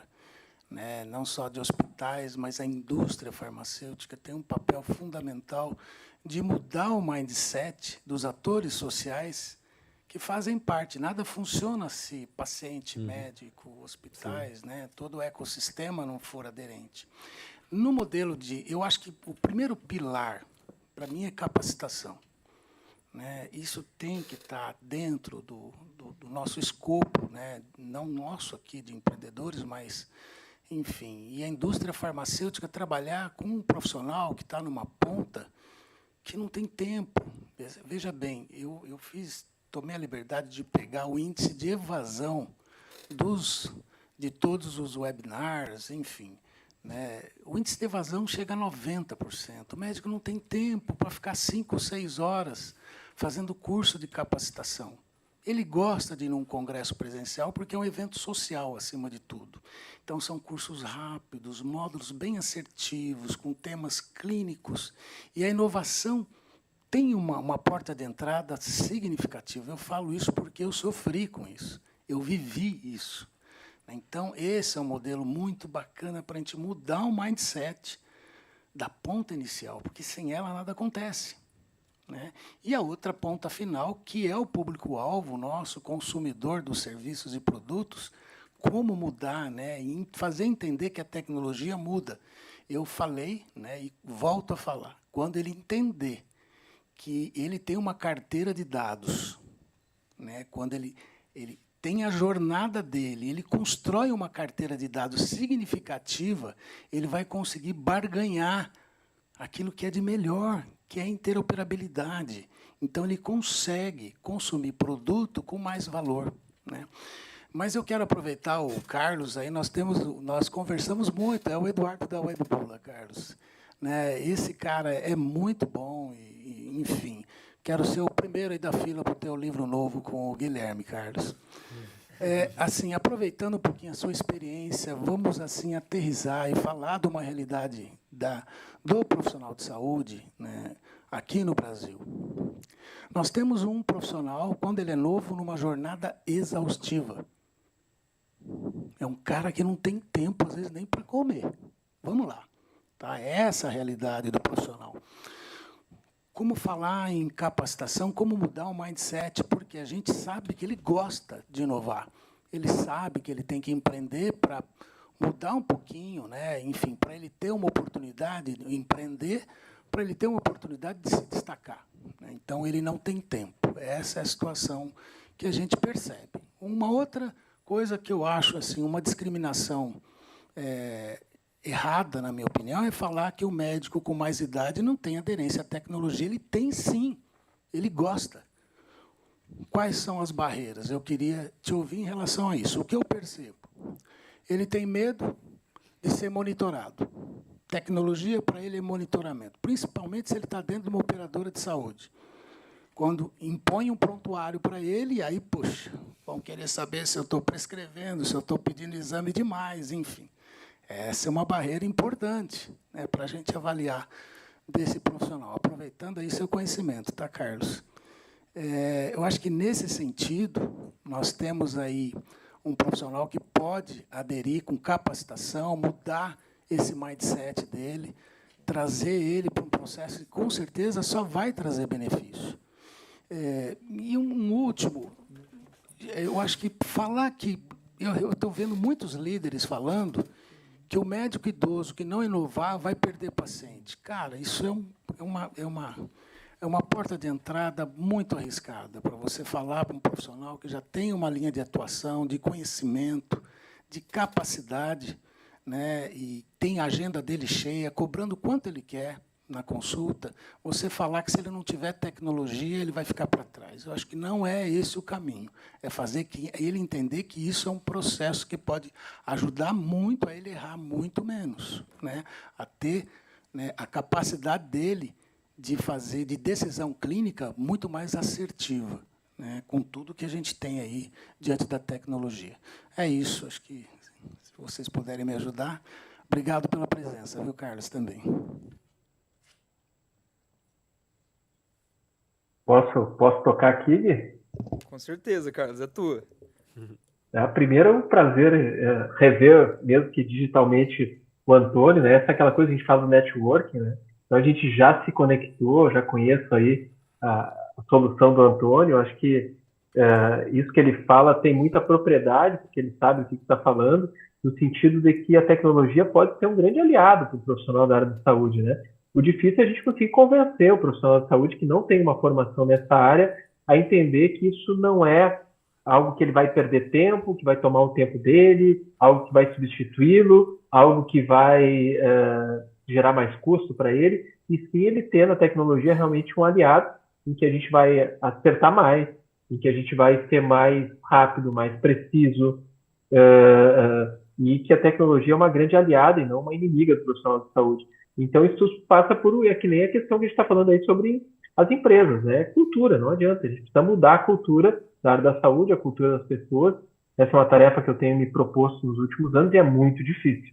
Só que a gente vai de grão em grão. A gente vai contaminando algumas pessoas, que por sua vez vão contaminando outras pessoas, e que a gente espera que isso exponencialize, que nem aí uma transmissão viral, né, dentro da área da saúde, porque é o futuro, né? Realmente, assim, o profissional de saúde, que ele é competente, que ele é empático e que hoje está com o seu consultório cheio, talvez ele não consiga visualizar ou entender, se eu explicar para ele de uma maneira direta e grosseira, de que ele vai ficar sem paciente, porque ele não consegue enxergar. Quando eu estou na zona do conforto e eu estou com a minha clínica cheia, isso acontecia comigo alguns anos atrás, acontece hoje, se eu parar de fazer tudo que eu estou fazendo e focar no atendimento, eu vou passar o dia inteiro atendendo paciente, eu tenho paciente para isso. Só que daqui a 10 anos, eu vou estar com 60 anos e, cara, eu vou estar extremamente produtivo, né? Nós podemos cada vez mais viver com mais saúde, e quanto mais produtivo eu estou mentalmente e profissionalmente, mais saúde eu vou ter pro resto da minha vida. Então, daqui a 10 anos, como é que eu vou estar? Daqui a 10 anos tem uma geração nova que vai estar atendendo novos pacientes, novos clientes, e que tem uma mentalidade digital. Então, talvez essa seja a maneira da gente chegar nesse médico mais experiente, né, mais velho, para que ele entenda da necessidade de ele se transformar também digitalmente, digitalizar a sua vida, a sua carreira profissional. E porque eu acho que é mais ou menos o que vinha acontecendo, eu uso como exemplo, por exemplo, a gente tinha propósito, né? Então, teve um momento em que todas as empresas precisavam ter um propósito. E a indústria farmacêutica passou muito por isso, né? E só que nos dias de hoje, propósito é commodity. Não adianta só ter um propósito e comunicar esse propósito para as pessoas. Você tem que ter um propósito transformador massivo. Ou seja, eu tenho que ter o propósito aliado à tecnologia, que é isso que vai me manter vivo no mercado. Então, o profissional de saúde precisa entender e trazer não só o propósito dele para a sua profissão, mas também o propósito transformador massivo, que é associar a tecnologia com o propósito. Isso é que realmente vai impactar cada vez mais o mundo, que é digital, é conectado. E aí, quando eu faço isso, eu extrapolo os limites do meu consultório, da minha clínica, e eu posso ser significativo para as pessoas em qualquer lugar do Brasil ou do mundo, né?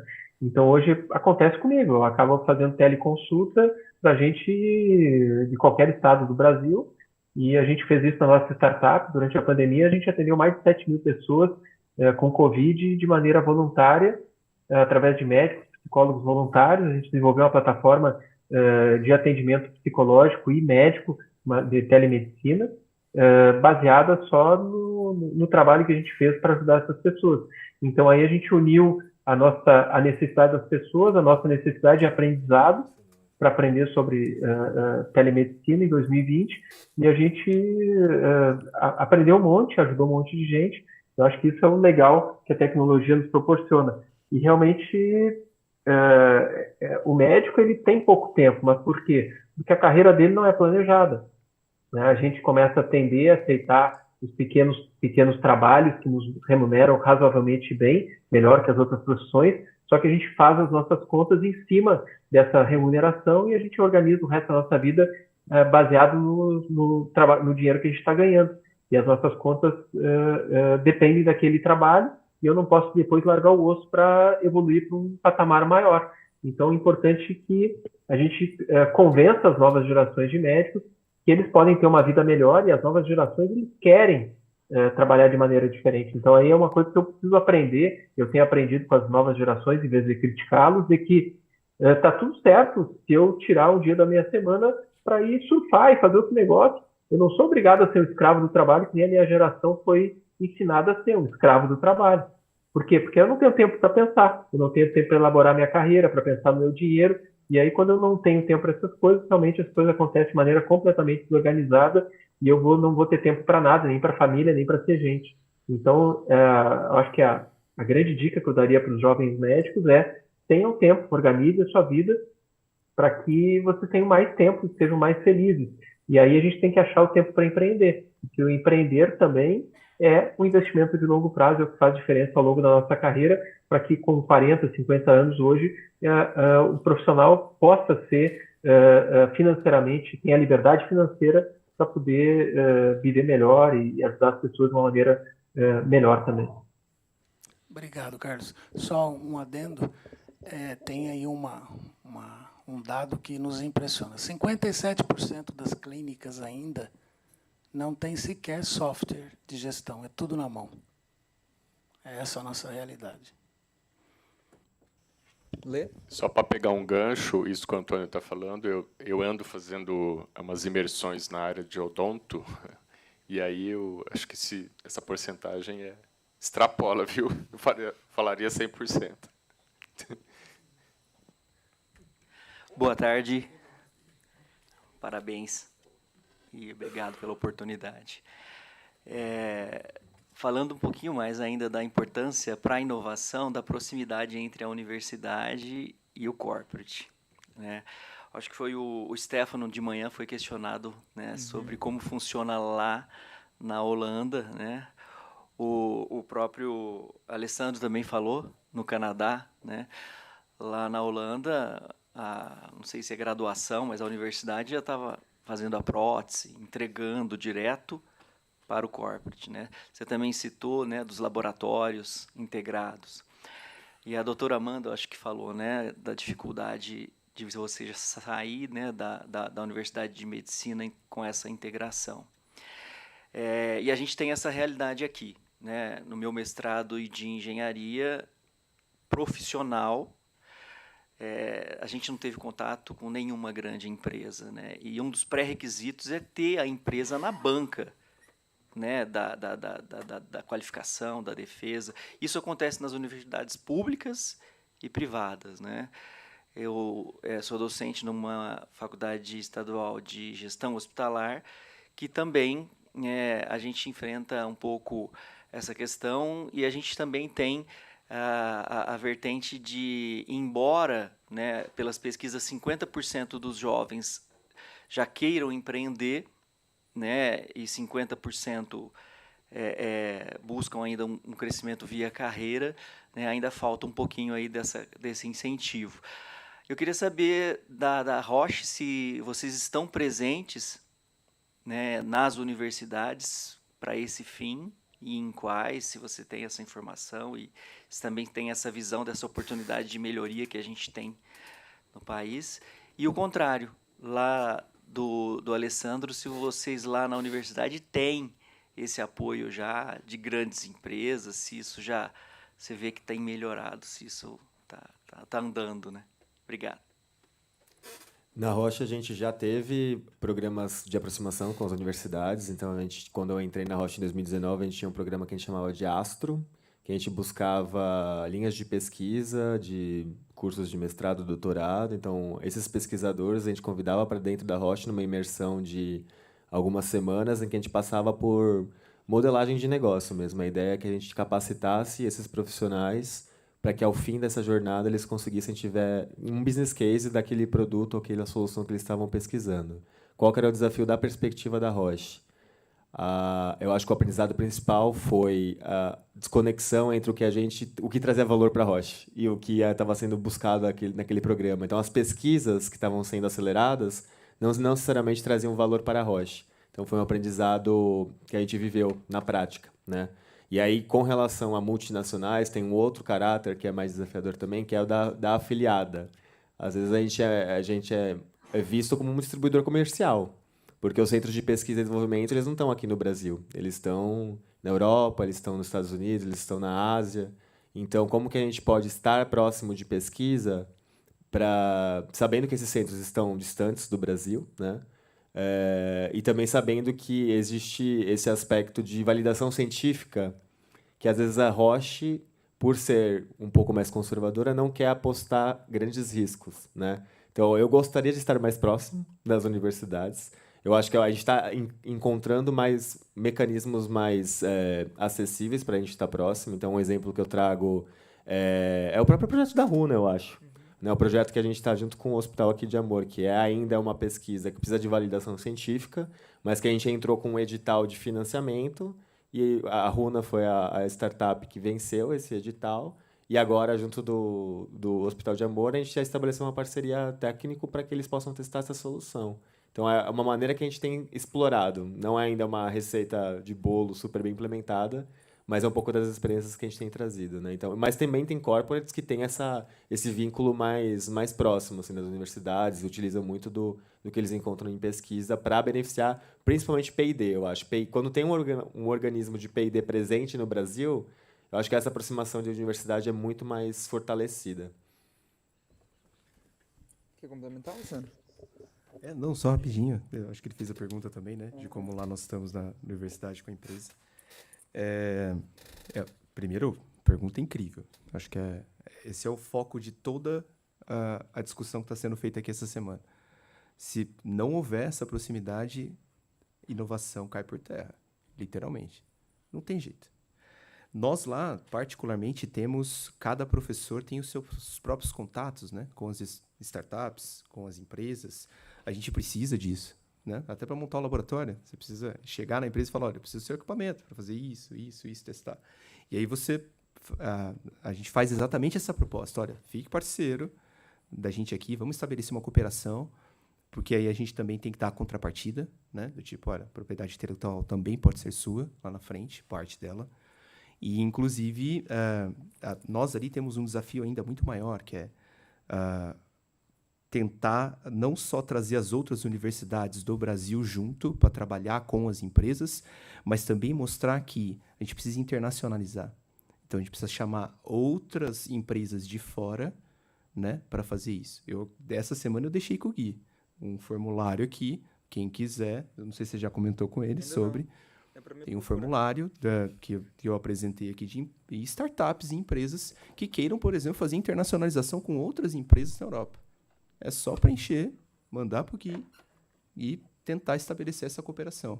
Então, eu acho que começa nesse nível. É assim que a gente vai conseguir estabelecer inovação. Posso fazer uma parte bem rapidinho aqui, Gui? Opa, manda bala aí, Carlos. Quem é que fez a pergunta só ali que não se identificou? Leandro, representando o Sebrae. Beleza. Até tive agora no Acre aí, a convite aí do Guilherme lá, para representar o Arena lá, o pessoal do Sebrae, o pessoal recebeu super bem lá. E uma das coisas que eu falei até lá para a turma é exatamente sobre esse ato aí entre a universidade e as empresas, né? Talvez isso seja pela imaturidade do nosso ecossistema brasileiro ainda. Se a gente parar para pensar, por exemplo, eu estava lá agora em Stanford, né? O Parque Tecnológico de Stanford foi um dos primeiros parques tecnológicos que foram montados. Então, todo mundo sabe da história da HP, que vai para dentro de Stanford e tem toda essa aproximação das empresas. O Parque Tecnológico de Stanford é de 1950. Os primeiros parques tecnológicos aqui no Brasil são no final dos anos 90, início dos anos 2000. Ou seja, nós temos aí 20 anos de parque tecnológico no Brasil, 50 anos depois que o primeiro parque tecnológico americano foi formado. E a gente tem um academicismo muito grande dentro das universidades do Brasil e que parece que é feio falar de business, e na saúde isso é pior ainda, falar de business, falar de dinheiro, essa história do sacerdócio na saúde, que é o que mais nos atrapalha, né? E aí isso é o que afasta a universidade, a saúde das empresas, né? Como se fazer negócio fosse uma coisa do demônio, uma coisa feia. Isso são os paradigmas que a gente tem como brasileiro, como cristãos, de que é mais fácil lá o camelo, o elefante, sei lá quem, passar no buraco da fechadura do que o rico entrar no reino do céu, né? Então a gente já vem com esse monte de mito e paradigma aí que nos atrapalha um monte. E é isso a gente precisa mudar. E aí hoje a gente tem 2.364 instituições de ensino superior no Brasil contra 58 parques tecnológicos no Brasil. Então, isso aqui a gente precisa aumentar esse número de parques tecnológicos, porque a gente sabe das 5 hélices aí de desenvolvimento que são fundamentais. É a comunidade, são as empresas, o setor privado, é o governo, né? é as universidades, que é o conhecimento, e agora a gente tem mais essa questão do ecossistema, do ambiente, né? Então, tudo isso a gente tem que levar em consideração. E sem isso, a gente não consegue inovar e a gente não consegue transformar a realidade do nosso país, que é o que a gente está falando aqui, que é transformar o nosso país através da inovação e do empreendedorismo. Nós somos o 13º país hoje em produção científica, em paper, e nós somos o 70º, 78º em patente, em desenvolvimento de inovação e etc. Ou seja, a gente está muito aquém. Por quê? Por causa dessa distância da academia das empresas. Então, a gente precisa realmente aproximar a academia, matar esse academicismo, a gente tem que mudar a maneira de medir as nossas universidades. As medidas da nossa produção acadêmica são medidas de vaidade, é medida de conteúdo, de currículo latte. Não pode ser currículo latte, tem que ser de geração de valor, de dinheiro, de negócios, porque isso é que vai mudar o nosso país. De conhecimento, a gente já está muito bem, obrigado. Agora o que a gente precisa é transformar esse conhecimento em negócio, em realidade. Eu acho que a pergunta é maravilhosa, porque isso é o hiato que existe hoje para a gente transformar a nossa ciência, que é extremamente cara. A nossa ciência no Brasil, ela custa tanto quanto ciências no Canadá e nos Estados Unidos, em termos de universidade, mas nós geramos muito pouco valor financeiro de volta para a sociedade em termos de negócios, de business e geração de realmente coisas que transformem a nossa sociedade. Eu acho que essa pergunta é muito bem colocada por esse ponto. Pessoal, temos tempo de mais Vou fazer uma parte, aqui. Eu não queria cometer uma injustiça, mas há 4 anos, até passando aqui uma experiência minha, há 4 anos eu tenho sido apoiado pelo Sebrae. Eu estou vendo que o Sebrae tem, pelo menos para nós, não sei, tem sido um divisor de águas, né? Capital Empreendedor, Sebrae Tech. Então, ele está indo atrás do empreendedor e está amparando e direcionando o empreendedor de forma muito, muito bem direcionada. Tinha que fazer essa parte aqui. Boa. Legal, Antônio. Tem o Miguel lá, pode ser? O Felipe deu a cota de pergunta dele já. Não pode mais fazer no bootcamp. Vai lá, Miguel. Se bem que o Miguel já deu também, já, né? Não seria uma pergunta, né? Na verdade, vocês vão entender aqui, né? Mais uma reflexão. Eu estava aqui vendo com ele a questão do... Parece que ele recebeu desatualizado, né? E aí, naquela confusão e tal, você mudou. E aí, a Carol estava fazendo uma pergunta logo antes. E eu meio que vi aqui, porque está sendo tudo muito rápido aqui. Eu não estou tendo tempo de ver também o que vai acontecer. Eu estou aqui e está acontecendo. E eu lembro que já foi comentado essa semana aqui, porque de que adianta você ter uma estrutura dessa? Porque, cara, quem faz isso somos nós. O mais importante é o capital intelectual, o capital humano. Somos nós. E eu acho simplesmente incrível uma pessoa fazer uma pergunta, cara, tô ansiosa, não sei como fazer isso, e daqui a 10 minutos ela vai estar aí no seu lugar. Eu acho simplesmente isso incrível. Confia em mim, confia em mim. Tipo assim, confia em mim e tá aqui. Somos todos ansiosos. E ela vai estar aí daqui a 10 minutos, claro, né? Passando toda a experiência de vida dela. Mas isso é simplesmente incrível. Isso você não acha em muitos locais. Infelizmente, na academia, é muito ego. É um falando que é melhor que o outro, é um entregando falando que a pesquisa dele é melhor que o outro. E você ter essa plenitude de saber que você tirar uma dúvida com alguém que sabe mais que você, que isso não é um pecado, e isso é simplesmente incrível. Isso nos permite sair daqui e desenvolver coisas incríveis e levar isso realmente como um foguete. E são coisas que você não dá para ensinar, você vive. Ou você é, ou você não é, cara. Então, ter isso aqui, eu acho que é muito importante. Esse jeito de ser.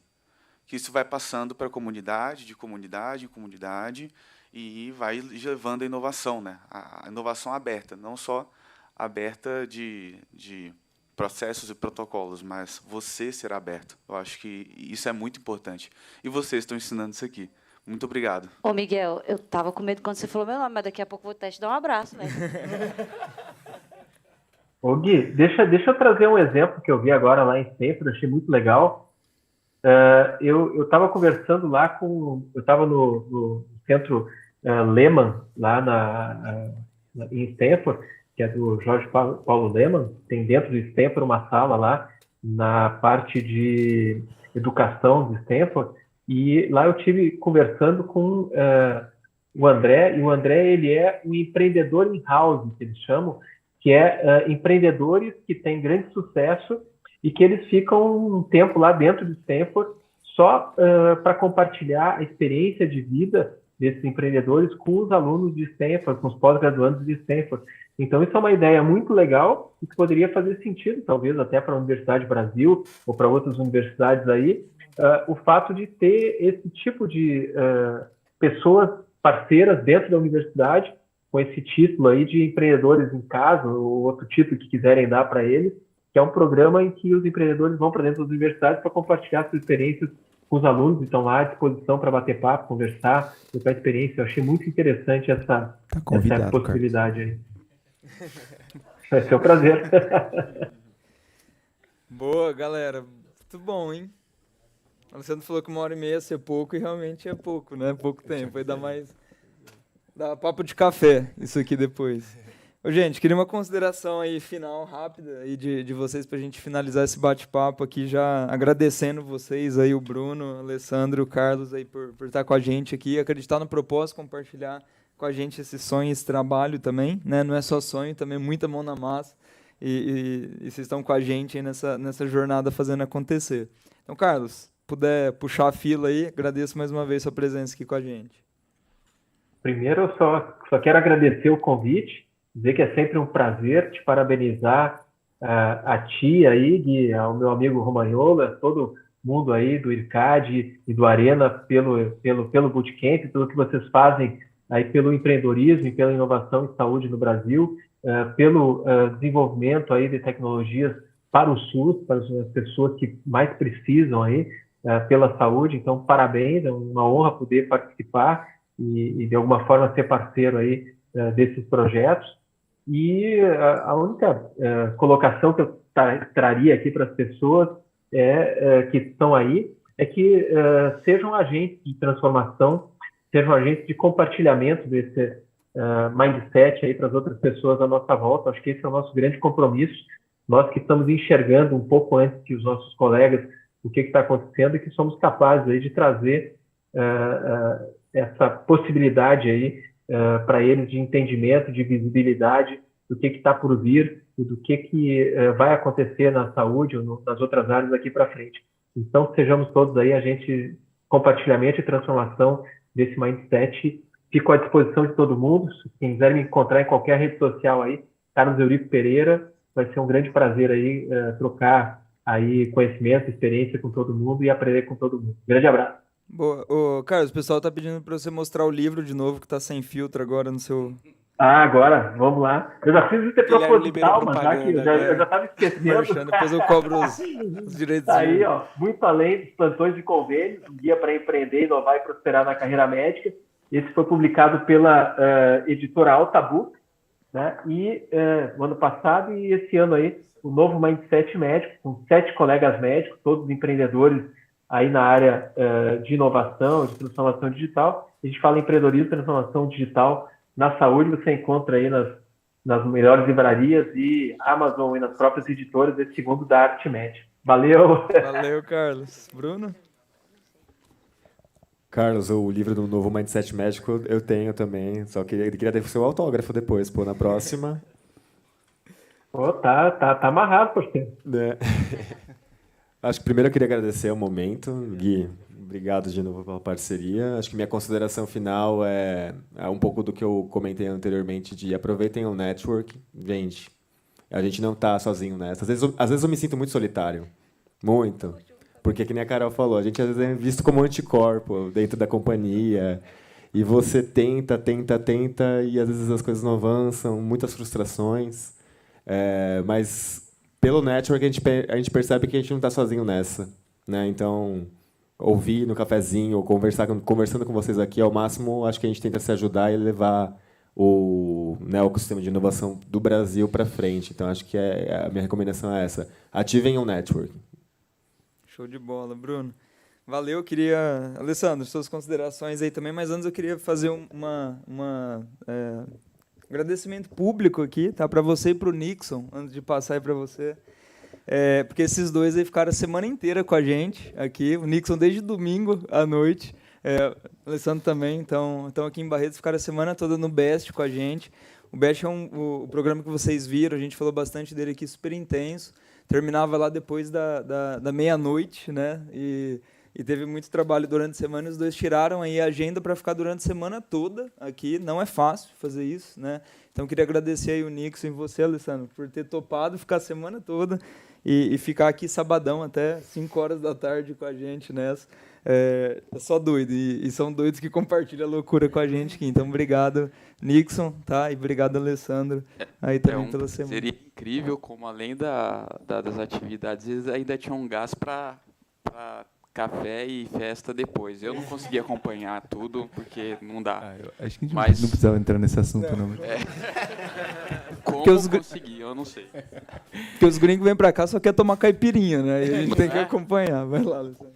Bom, não, eu queria fazer um agradecimento a você, né, Gui? Bom, a gente já se conheceu, né? 2019. Eu acho que assim, obrigado mesmo pela chance de estar aqui, de trabalhar contigo, trabalhar com o Nixon.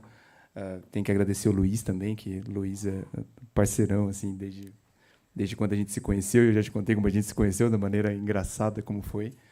E é um prazer para mim mesmo, uma honra estar aqui toda vez. Então, sempre que você precisar, né? A gente tem muita coisa rolando aí, então a gente vai ter bastante coisa para fazer. Dentro das considerações finais, eu queria até fazer... Quantas startups aqui trabalham com questões de ação antimicrobiana? Tem alguém? Não? Ninguém? Oi? Pode ser? Pode ser? Que legal, legal. Se quiser, pode me convidar aí que eu entro nessa contigo. Não, sensacional. Eu estou falando porque, dentro dessas considerações finais, eu queria, né, o Gui já sabe disso, até faz parte do projeto que a gente está desenvolvendo em parceria. A gente tem... Vocês têm ideia, por volta de 2050, o tamanho do problema com a ação antimicrobiana nós vamos ter? Pelo que se prevê pela sociedade americana, problemas com resistência antimicrobiana vai matar mais que câncer.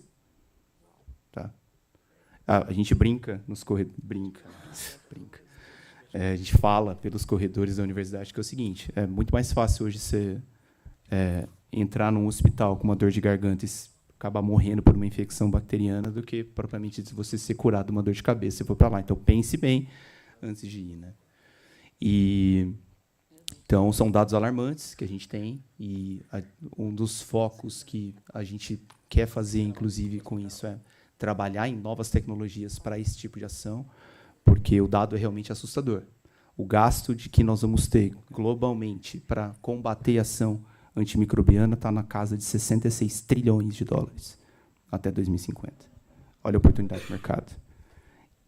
E estima-se que 10 milhões de mortos por ano nós vamos ter até 2050 por esse tipo de problema.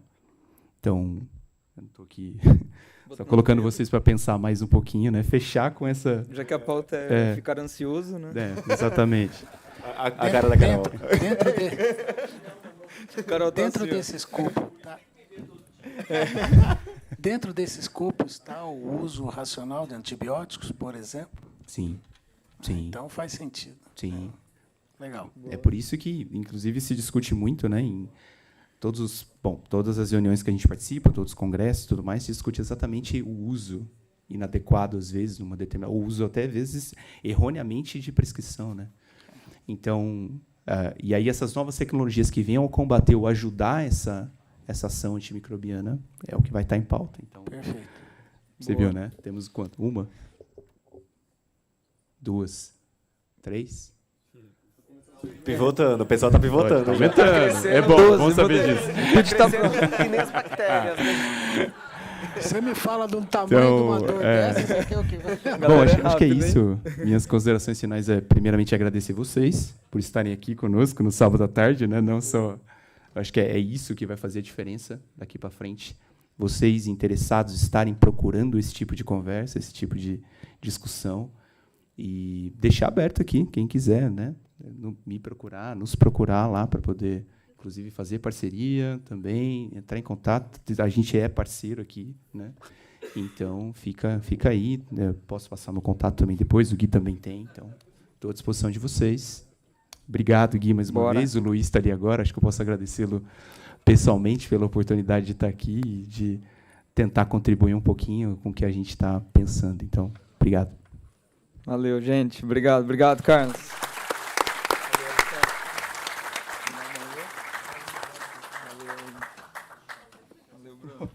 Sinta-se abraçado aí também, viu, Carlos? Já dei meu abraço virtual aqui, todo mundo aí.